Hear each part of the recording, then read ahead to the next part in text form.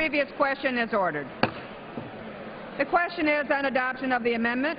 Those in favor will signify by saying aye. Those opposed will say no. Gentlelady from New York. Madam Speaker, I ask for a recorded vote. Recorded vote is requested. Those favoring a recorded vote will rise. A sufficient number having arisen, a recorded vote is ordered, and members will record their votes by electronic device. This will be a 5-minute vote.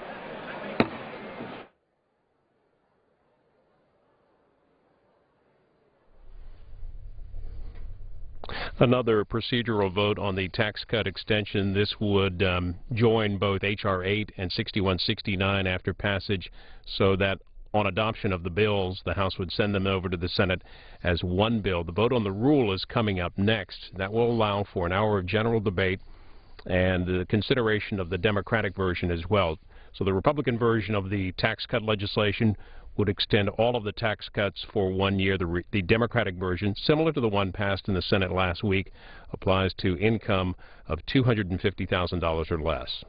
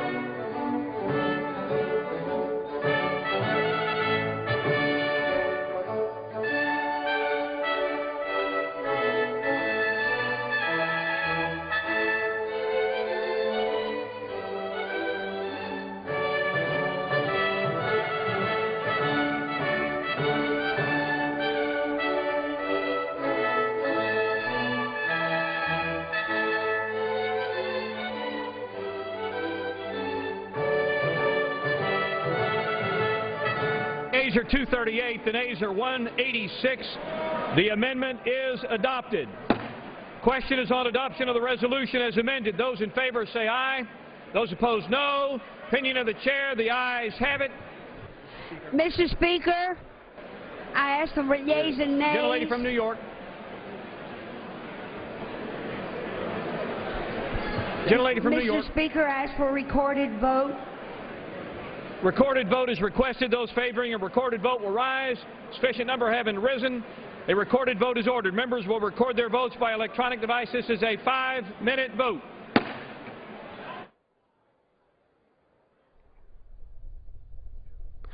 And this is the vote on the rule for the tax cut extension debate. It'll provide for an hour of general debate, also the consideration of the Democratic substitute, which is similar to the legislation passed by the Senate last week, applying to incomes of $250,000 or less. If you're on Twitter and tweeting this afternoon, we're using the hashtag tax cuts. Some of the comments, Mark Grove tweeting too, the Democrats, you folks really don't get how an economy works. No person needs to pay for tax cuts.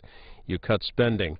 Donald Paisley says the House Republican bill would fast-track tax cuts for the wealthy and corporations. Also, tax cuts, talk of tax cuts on the campaign trail today. President Obama at 2 appearances today in Ohio. Earlier in Mansfield, Ohio, he criticized Mitt Romney's plan.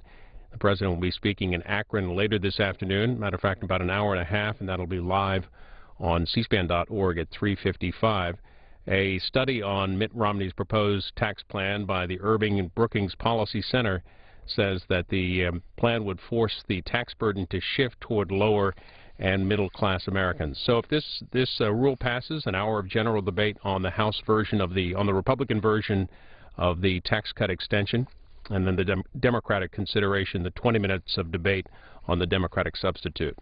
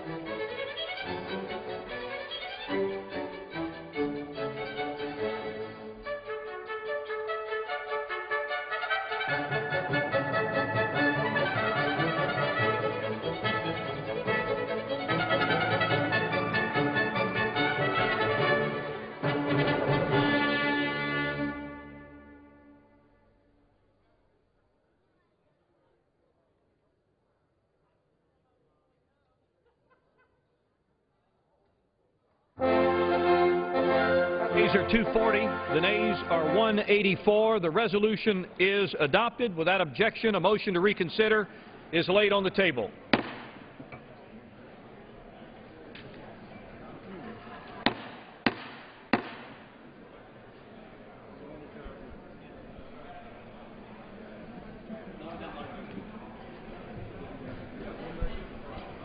House will be in order.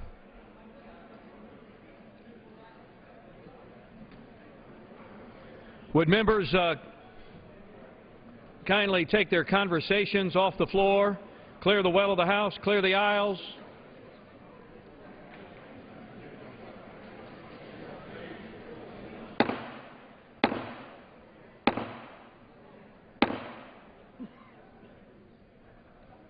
For what purpose does the gentleman from Florida seek recognition? Mr. Speaker, I ask unanimous consent to take from the Speaker's table Senate Concurrent Resolution 55 and ask for its immediate consideration in the House.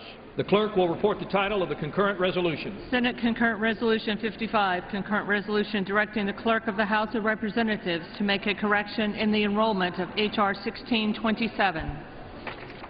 Is there objection to the consideration of the concurrent resolution? Without objection, the concurrent resolution is agreed to and the motion to reconsider is laid on the table. For what purpose does the gentleman from California seek recognition? Mr. Speaker, I ask unanimous consent the Committee on House Administration be discharged from further consideration of House Concurrent Resolution 135, and I ask for its immediate consideration in the House. Is there objection or stand corrected? The clerk will report the title of the concurrent resolution. House Concurrent Resolution 135, concurrent resolution authorizing the use of the rotunda of the Capitol for the presentation of the Congressional Gold Medal to Do Aung San Suu Kyi in recognition of her leadership and perseverance in the struggle for the freedom and democracy in Burma. Is there objection to the consideration of the concurrent resolution? Without objection, the concurrent resolution is agreed to. The motion to reconsider is laid on the table.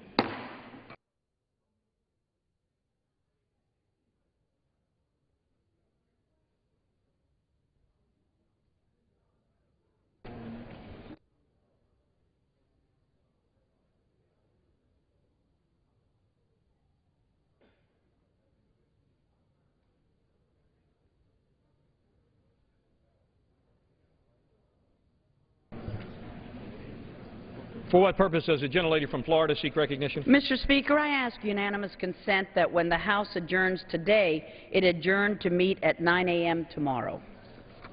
Without objection. So ordered.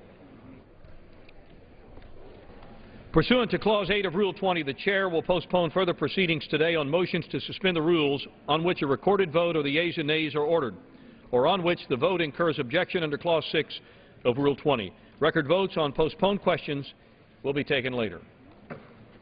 For what purpose does the gentlelady from Florida seek recognition? Mr. Speaker, I ask that the House suspend the rules and agree to House Resolution 750, providing for the concurrence by the House in the Senate amendment to H.R. 1905 with an amendment. The clerk will report the title of the resolution.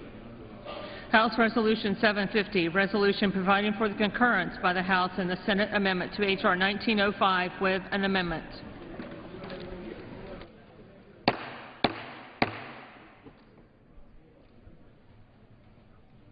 Pursuant to the rule, the gentlelady from Florida, Ms. Ross-Leighton, and the gentleman from California, Mr. Berman, each will control 20 minutes. The Chair recognizes the gentlelady from Florida. For what purpose does the gentleman from Ohio seek recognition? Could you yield to the gentlelady? Mr. Speaker? Lady from Florida. By prior agreement with the gentleman from California, who will do the same, I would like to yield 5 minutes of my time to the gentleman from Ohio, Mr. Kucinich, and ask unanimous consent that he be allowed to control those 5 minutes. Is there objection? Reserving the right to object, are we apportioning that 5 minutes from each side? Is I'm going to. Then I would yield to. I yield to Mr. Berman. At the point where I'm recognized, I will be also seeking unanimous consent for the same kind of referral of time to your control. Mr. Speaker. Mr. Speaker, am I recognized for unanimous consent request?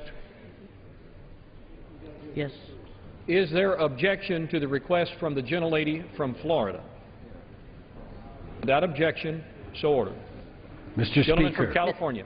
Mr. Speaker, I would also ask unanimous consent to yield 5 minutes of my time to the gentleman from Ohio and ask unanimous consent that he be allowed to control those 5 minutes. Without objection. So ordered.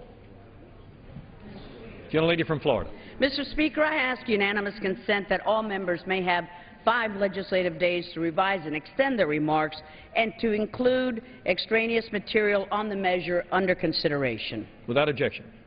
Mr. Speaker, I yield myself such time as I may consume. Gentlelady is recognized. Mr. Speaker, I have spoken on this floor many times about the Iranian threat and the need for action to stop it. But ultimately, we will all be judged by a simple question. Did we stop Iran from getting a nuclear weapons capability? If the answer is no, if we fail, then nothing else matters. If we fail, it would be of no comfort to the American people whose security and future would be put in danger. If we fail, it would be of no comfort to our ally Israel, whose very existence would be put in danger. History is full of avoidable tragedies of foolish countries that have allowed their enemies to prepare to destroy them. The entire world now is fully aware of Iran's true intention. Now is the time to take a stand.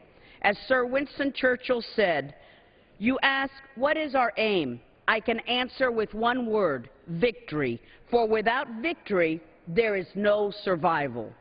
To get us on that path to victory, Mr. Speaker, I ask my colleagues to render their full support to the Iran Threat Reduction and the Syria Human Rights Act of 2012, a bicameral, bipartisan agreement that represents the strongest set of sanctions ever put in place against the regime in Tehran. It blacklists virtually all of Iran's energy, financial, and transportation sectors and cuts off companies that keep doing business with Iran from access to our markets in the United States. This legislation also imposes sanctions to prevent Iran from repatriating any proceeds from its oil sales, depriving the Iranian regime of 80% of its hard currency earnings and half of the funds that support its budget. This bill also imposes tough new sanctions on the National Iranian Oil Company, the National Iranian Tanker Company, and Iran's Islamic Revolutionary Guard Corps. It also targets Iran's use of barter transactions to bypass sanctions, the provisions of insurance to Iran's energy sector. It also targets provisions of specialized financial messaging services to the Central Bank of Iran. Mr. Speaker, in 1995, the late former Secretary of State Warren Christopher said, "In terms of its organization, programs, procurement, and covert activities, Iran is pursuing the classic route to nuclear weapons, which has been followed by almost all states that have recently sought a nuclear capability." That was in 1995. Secretary Christopher added, "There is no room for complacency." Well, Congress passed the Iran-Libya Sanctions Act in '96. That law, now called the Iran Sanctions Act, sought to target Iran's economic lifeline, its energy sector, and deny Tehran the financial resources to pursue its nuclear ambition, to sponsor violent Islamic groups, and to dominate the region. Regrettably, just a couple of years after enactment of that law, the Clinton administration issued a blanket waiver of energy sector sanctions that has been continued by successive administrations. In '96, U.S. concerns were not shared by our allies in Europe and Asia, who argued that trade, dialogue, engagement toward the Iranian regime would succeed in moderating Tehran's behavior. This allowed the Iranian threat to flourish. However, Congress continued to develop new legislative countermeasures in the form of the Iran Freedom Support Act of 2006 and the Comprehensive Iran Sanctions Accountability and Divestment Act of 2010 to address these Iranian threats and to hold the regime accountable for its human rights violations, for its state sponsorship of violent extremists, and for its pursuit of nuclear capability. We have analyzed Iranian reaction and behavior in response to these new sanctions. We have looked at what steps our allies have undertaken and considered the actions or the paralysis of the United Nations. But most importantly, Mr. Speaker, we have intensified our response as the Iranian threat has evolved and grown. We know that the price of freedom is eternal vigilance, but far more than vigilance is needed in this case, which brings us to the Iran Threat Reduction in Syria Human Rights Act, which we are considering today. This bipartisan, bicameral agreement seeks to tighten the chokehold on the regime beyond anything that has been done before. It sends a clear message that the American people, through their elected representatives, are fully committed to using every economic and political lever at their disposal to prevent Iran from crossing the nuclear threshold. Through this bill, we declare that the Iranian energy sector is off limits, and it blacklists any related unauthorized dealings.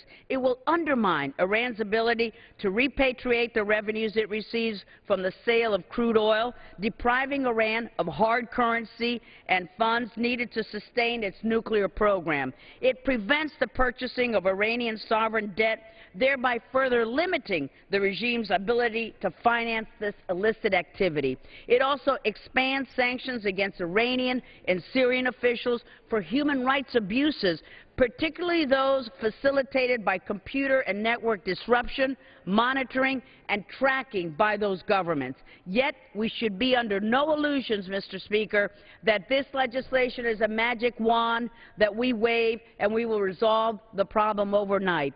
Sanctions have helped to knock the regime off balance, but unless the executive branch fully implements these measures immediately, the regime is likely to regain its footing and further speed up its nuclear march. So let us act now to stop that march. With that, Mr. Speaker, I reserve the balance of our time. Gentlelady's time is reserved. Gentleman from California. Well, thank you, Mr. Speaker, and I'm very pleased to yield to a national leader in the issue of non-proliferation and human rights, and particularly our effort to stop Iran's nuclear weapons program. The Democratic Whip of the House, the gentleman from Maryland, Mr. Hoyer, 2 minutes. Gentleman from Maryland is recognized for 2 minutes. I thank the gentleman for yielding. First, I want to rise and thank Chairwoman Ileana Ros-Lehtinen for her continuing leadership and focus on this important issue, as she does on so many other issues as well. And, Mr. Speaker, let me thank my friend, the gentleman from California, and ranking member of the Foreign Affairs Committee, Mr. Berman. His leadership on this issue in Congress is second to none, and I commend him for his work. This is a bill I expect will pass with overwhelming support from both parties, and for good reason. Iran cannot be allowed to develop a nuclear weapon. America's policy, as President Obama has stated, is prevention, not containment. We have many tools at our disposal to prevent Iran from obtaining nuclear weapons technology. While President Obama is keeping all options on the table, the best diplomatic tool we have to deter Iran is the sanction regime his administration has expanded, along with our allies in Europe and elsewhere. These sanctions have already had a significant effect, and Iran continues to face the prospect of severe economic repercussions if they fail to abandon their nuclear weapons plan. President Obama deserves credit for his tough stances.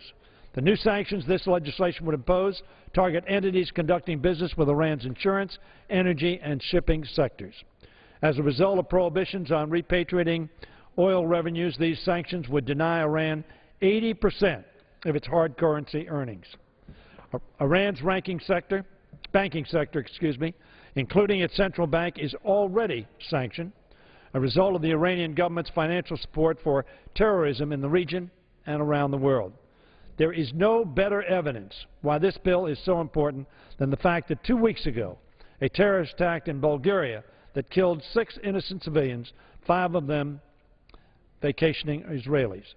There have been numerous press reports linking Iran to that attack. As long as Iran continues to pursue nuclear weapons, call for the destruction of Israel, and provide arms to terror groups like Hamas and Hezbollah, it will face the consequences in the form of sanctions. May I have 30 additional seconds? Please yield 30 additional seconds. Gentleman is recognized for an additional half minute. I thank the gentleman, thank the Speaker. As long as they provide arms to terror groups, they will face the consequences in the form of sanctions, isolation, and the continuing reality of the option of military action. The United States continues to stand strongly with our ally Israel, and I am proud to have led an effort earlier this year with the Majority Leader to strengthen U.S.-Israel military and intelligence relations. I urge all of my colleagues to unite behind this bill just as we had behind that one. A nuclear-armed Iran is not an option for the Middle East, for the international community, and for the United States, and I thank the gentleman for yielding me the time, and I yield back the balance of my time. Gentleman from Ohio. Mr. Speaker, I yield 2.5 minutes to an American patriot, someone who's been relentless in his efforts to stop America from blundering into foreign adventures. Congressman Ron Paul from Texas. Gentleman from Texas is recognized for 2.5 minutes. I thank the gentleman for yielding. I think this bill would be better named if we called it Obsession with Iran Act 2012. Because this is what we continue to be doing, is obsess with Iran and the idea that Iran is a threat to our national security. Iran happens to be a third world nation. They have no significant Navy, Air Force, intercontinental ballistic missiles. The IAEA and our CIA said they're not on the verge of a nuclear weapon. It's so similar to what we went through in the early part of this last decade when we were beating the war drums to go to war against Iraq. And it was all a facade. There was no danger from Iraq. So this is what we're doing, beating the war drums once again. Now, since the bill has come back from the conference, we're going to deal with civil liberties in Syria. Well, I happen to be a civil libertarian. I'm very concerned about civil liberties. But let me tell you, this bill is not going to do anything to enhance the civil liberties of the individuals in Syria. Now, if we were really interested in the civil liberties, why wouldn't we look to ourselves? Why wouldn't we look to the things that we do here? What about our warrantless searches under the Patriot Act? What about the policy of assassination and assassinating American citizens? What about arrest by the military, National Defense Authorization Act?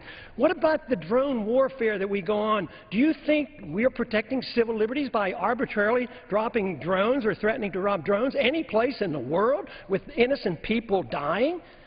If we want to really care about civil liberties in Syria, why don't we care about the secret prisons we have and the history of torture that we've had in this country? What about the fact that kill lists are being made by the executive branch of government and we sit idly by and approve of it by saying nothing, and the American people put up with it, and we march in this direction, marching into a determination to have another war? When you put on sanctions on a country, it's an act of war, and that's what this is all about. The first thing you do when war breaks out between two countries is you put sanctions on them. You blockade the country. So this is an act of war. What would we do if somebody blockaded and put sanctions on us and prevented the importation of any product in this country? We'd be furious, we'd declare war, we'd go to war. So we are the antagonists. We're over there poking our nose in other people's affairs, just looking for the chance to start another war. First it's Syria, then Iran. We have too many wars. We need to stop the wars. We don't have the money to fight these wars any longer.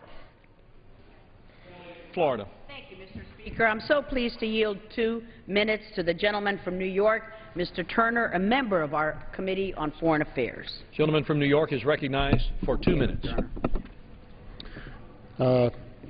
Thank you, Mr. Chair. I rise in strong support of H.R. 1905, the Iranian Threat Reduction and Syria Human Rights Act of 2012. I would like to applaud Chairwoman Ross-Layton's tireless effort on this legislation to ensure that Iran's terrorist regime does not threaten the security of the United States and our greatest ally in the Middle East, Israel. I am sure many of you remember that Iran was found by a federal court to have been directly involved in both the 1983 attacks on the Marine barracks in Beirut, which killed 241 soldiers, and the Khobar Towers bombing in Saudi Arabia, where a suicide bomber killed 14 airmen.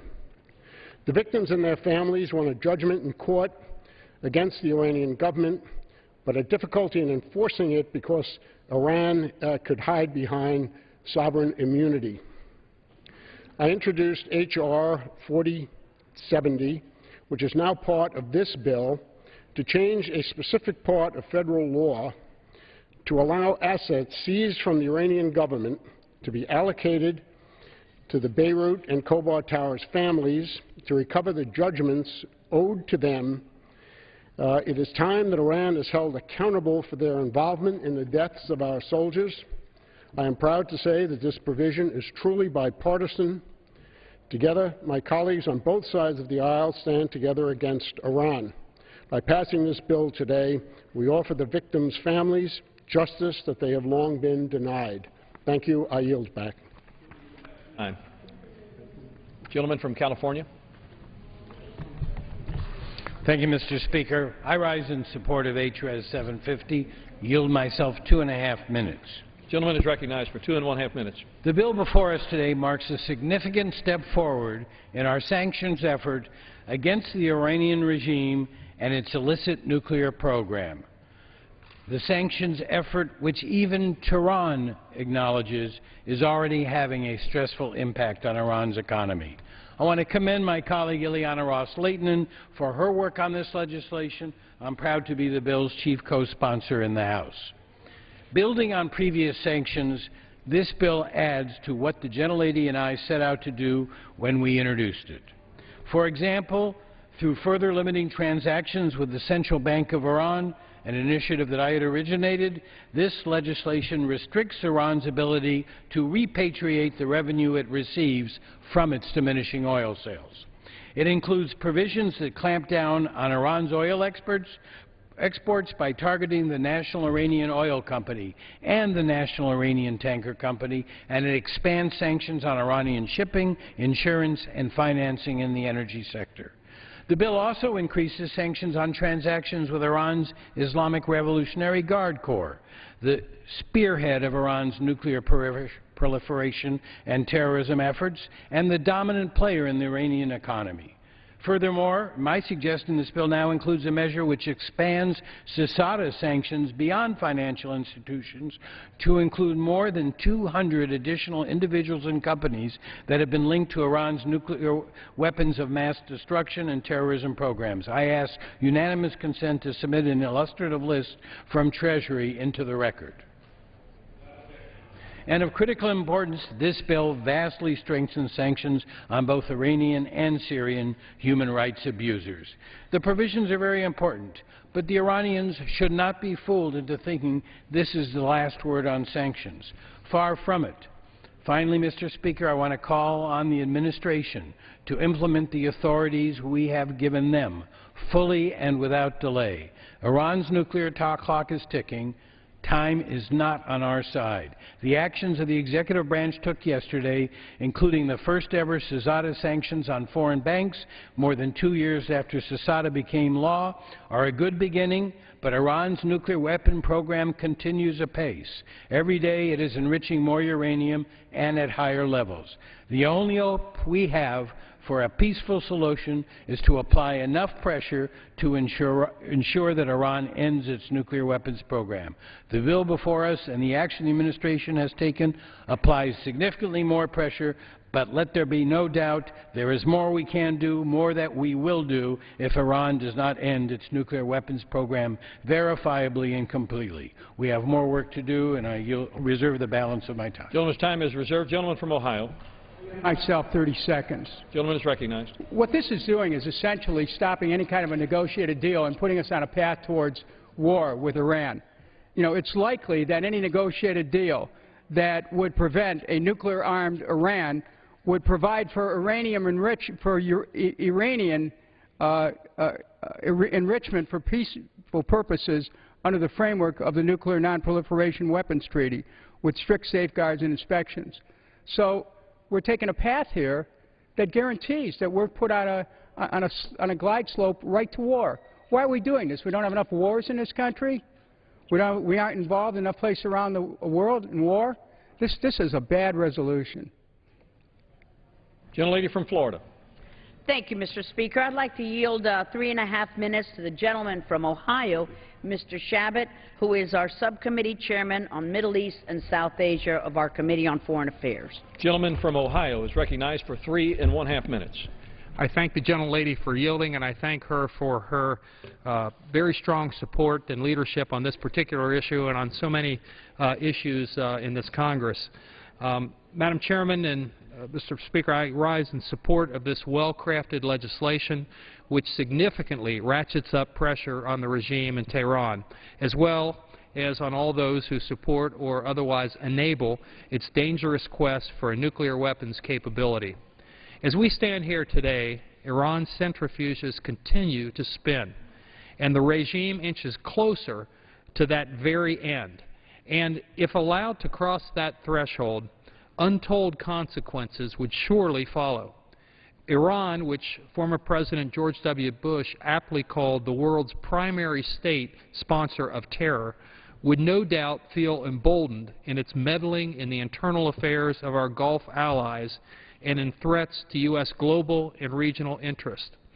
Questions of rationality aside, the regime would also have the ability to follow through on its repeated threats to eradicate the State of Israel. Iran cannot be allowed to acquire this capability, and I believe that this legislation may very well significantly enhance pressure on the regime. The nuclear program is, however, a symptom of the disease rather than the disease itself. A nuclear program is not in and of itself what makes this particular regime so nefarious. Rather, it's the perverse nature of that regime that makes the nuclear program so dangerous. And there can be no doubt that the regime in Tehran is a blight upon the Iranian people and on the region and, in fact, on the whole world. To speak of the nuclear program independently of the regime which pursues it is, in effect, putting the cart before the horse. But this legislation does not fall into that trap. In addition to targeting the nuclear program, H.R. 1905 puts significant pressure on the regime for its horrific human rights abuses and supports the oppressed Iranian people in their fight for freedom. Mr. Speaker, I urge the adoption of this critical legislation, and I want to once again thank the distinguished chairwoman, Ms. Ileana Ros-Lehtinen from Florida, for her leadership on this issue.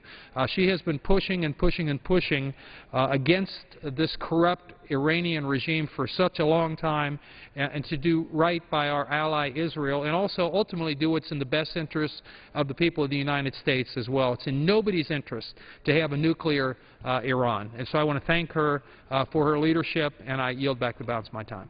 It's back his time. Gentleman from California. Yes, Mr. Speaker, I'm pleased to yield 1.5 minutes to the ranking member of the Subcommittee on Terrorism, Nonproliferation and Trade, the gentleman from California, Mr. Sherman. Gentleman from California is recognized for 90 seconds. I thank the gentleman for yielding. I want to thank the chairwoman of the Foreign Affairs Committee for her work on this bill and reaching an agreement with the Senate Banking Committee, and I rise in strong support of this measure. I especially want to thank the chairman for working with me on Title III of this bill, as it reflects several years of our work together. Title III targets the Iran Revolutionary Guard Corps and began its life as H.R. 2379, then designated the Iran Revolutionary Guard Corps Designation and Implementation Act, which I introduced along with the chairman in May of 2009. These provisions impose tough secondary sanctions on any person, including foreign companies, that conduct any significant transaction with the IRGC or any of its designated fronts and affiliates. The IRGC, through its support of Hezbollah and its direct action, has much blood on its hands. I want to thank the chairman and her staff for including Section 303, which applies sanctions to countries and governments, not just companies, that conduct transactions or provide support to the IRGC, and for provisions which indicate that if you want to be a federal contractor, you must certify that you do not do prohibited business with the IRGC. This bill also includes important provisions I first proposed in the Stop Iran's Nuclear Weapons Program Act that will provide sanctions for those who lend money to the Iranian government. And it includes another provision I authored which will implement sanctions against those firms that give the Iranian government the technologies for surveillance and repression of their own people. This is not the final act, literally or figuratively. What we've done so far is not enough to force Iran to abandon its nuclear program. We ought to stay in session and pass even more sanctions against Iran. I yield back. Gentleman from Ohio. I ask unanimous consent to put into the record a statement by the Friends Committee on National Legislation which says that the new sanctions push the U.S. and Iran closer to war.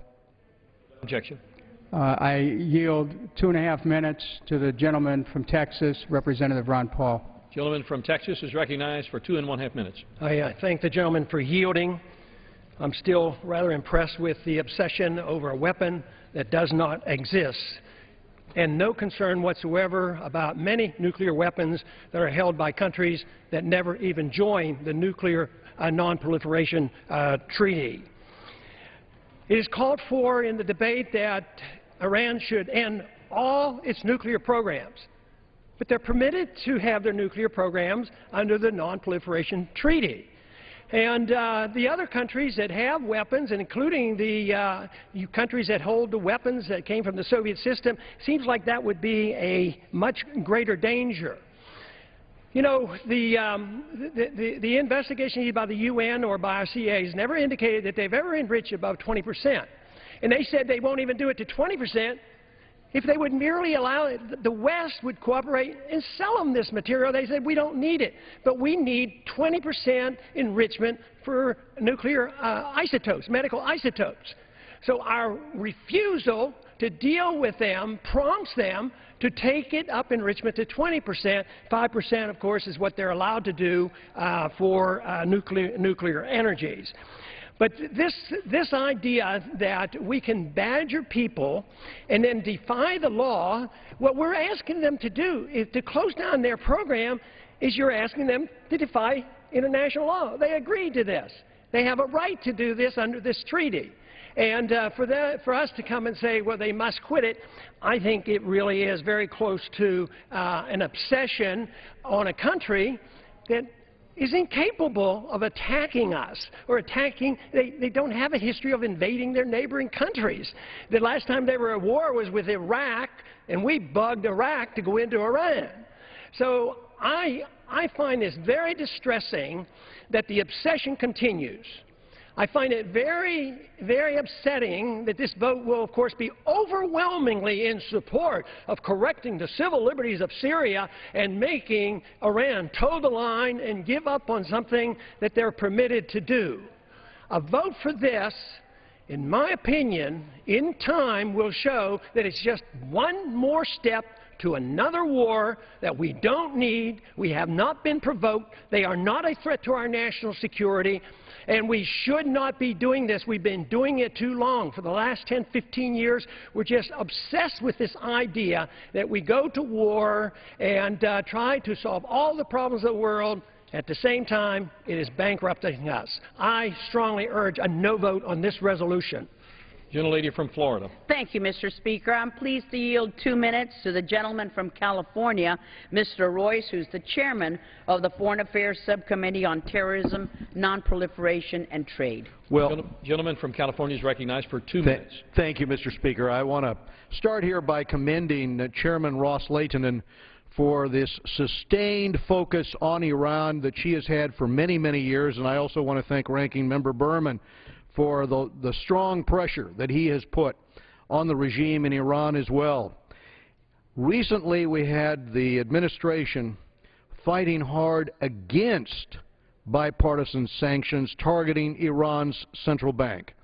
But what I want to point out is that in a bipartisan way here, Congress insisted, and today the administration touts the impact of sanctions on Iran's economy. Here's the point I'd like to make. We'd be in a much better position if the executive branch, both Republicans and Democrats, right now we have the problem with the Obama administration slow walking this, but had they been more willing to work with Congress to craft tougher sanctions earlier, we'd be in a lot better position right now. The bill's stepped-up penalties on those cooperating with Iran's energy and shipping sectors, frankly, that's the Achilles heel that we should be aiming at. Very importantly, this bill also includes a human rights title to go after those abusing Iran's citizens. Let's let Iranians know that we are on their side and we are going to focus on those crimes against humanity, on the brutal regime opposing them.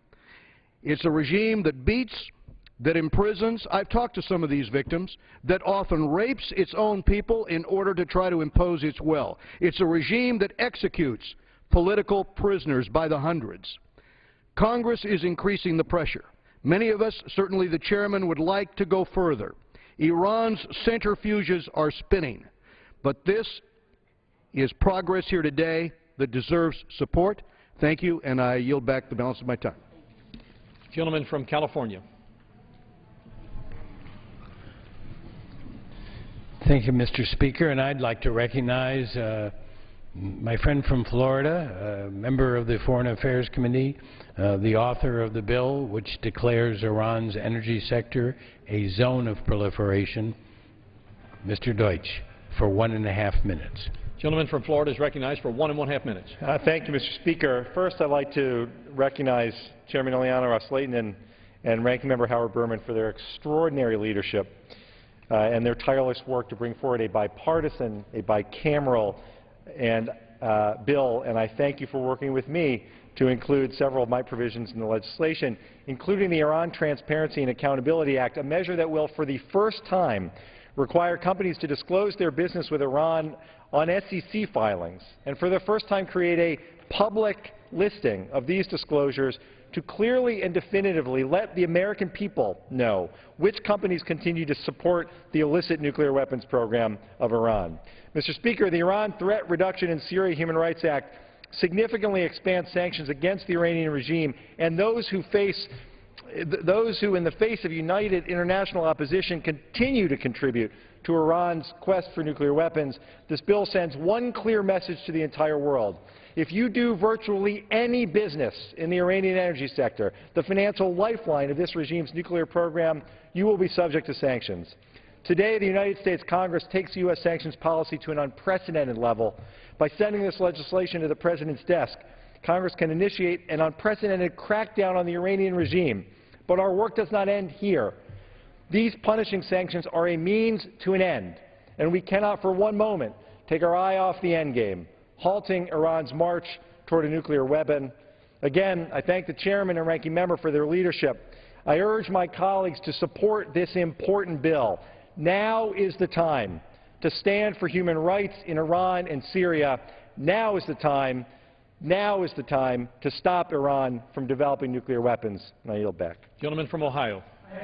Consent to put in the record a publication from the International Civil Society Action Network, What the Women Say, Killing Them Softly, the Stark Impact of Sanctions on the Lives of Ordinary Iranians. Without objection. Yield myself half a minute. Gentleman is recognized for 30 seconds. The Senate Banking Committee summarized this bill by saying that it aims to prevent Iran from repatriating any of the revenue from sale of its crude oil, depriving Iran of hard currency earnings and funds to run its state budget, unquote. Spoken plainly, this bill would destroy the Iranian economy and further hurt the Iranian people that we claim to support. Iranians are already suffering under stifling sanctions as they experience rising food prices and a lack of access to basic medicine. For example, the sanctions against the Iranian banking sector have greatly diminished the value of Iranian currency, have a negative effect on nearly every aspect of the lives of ordinary Iranians. Price of rent, education, and bread have all increased. Gentlelady from Florida. Well, Mr. Speaker, I'd like to yield 1.5 minutes to the gentleman from Illinois, Mr. Dold, an esteemed member of the Committee on Financial Services. Gentleman from Illinois is recognized for 1.5 minutes. Thank you, Mr. Speaker, and I certainly want to thank the chairwoman for her leadership on this very important issue. I also want to thank the ranking member for his bipartisan leadership as well. Mr. Speaker, I believe that a nuclear-armed Iran is actually the greatest threat we have to our own national security here at home. This issue is not a right versus left issue. This is a right versus wrong issue. Mr. Speaker, this legislation is significant in its seriousness and its scope. By blacklisting virtually all of Iran's energy, banking, and transportation sectors, and specifically targeting those who enable Iran's attempted evasion of sanctions, this legislation sends a powerful signal to the Iranian regime that they should not or ever question the resolve of the United States Congress to do what is necessary to confront Iran's illicit nuclear ambitions. This legislation is the product of bipartisan efforts and the hard work from many people, and I certainly appreciate Chairman Ross-Leighton and Ranking Member Berman's focus to try to get this passed as quickly as possible. I'm pleased to have contributed to strengthening this sanctions package with bipartisan proposals which I introduced with Representative Deutsch from Florida, who we just heard from, that declare that the Iranian energy sector a zone of proliferation concern, and which will enhance the human rights portion of the bill. I also want to note the significant contributions by Senator Mark Kirk, who has been a consistent champion and leader on the forcefulness of Iran sanctions. I look forward to this legislation's passage today and implementation with urgency by the administration. And I look to continue to work with my colleagues in Congress on this issue until we can affirm that the Iranian regime is no longer pursuing nuclear weapons capabilities. I urge adoption of this resolution and for the immediate implementation by this administration. Gentleman from California. Well, thank you very much, Mr. Speaker. And I'm very pleased to yield to the gentleman who organized the Iran Working Group 7-8 years ago to focus congressional attention on the looming threat of a nuclear Iran. My friend from New Jersey, Mr. Andrews, for 1.5 minutes. Gentleman from New Jersey is recognized for 1.5 minutes. Without objection. Gentleman is recognized. I thank the chairlady from Florida, my friend from California, for recognizing some grave and serious points. First, they recognized that on the 11th of September of 2001, 19 people armed with airplane tickets and box cutters wreaked havoc on the United States of America. They recognized that a group of people with a small, improvised nuclear device could wreak havoc far worse than that on the mall that stands in front of this building or on Times Square. Weapons these days are not just delivered by intercontinental ballistic missiles. They can be delivered by U-Haul trucks or by other means. This is the essential threat of Iranian nuclear proliferation to the United States. And the choice that we face is whether we should take concerted action to prevent that threat or whether we shouldn't. I commend the chairlady and my friend from California for choosing to unify this Congress, this country, with the rest of the world with the proposition that we should present the Iranian leadership with a choice. If they decide to abandon their nuclear weapons program, which they illicitly concealed for 25 years, if they agree to live under international protocols, then the sanctions that have been imposed will be lifted and we can move toward peace and progress.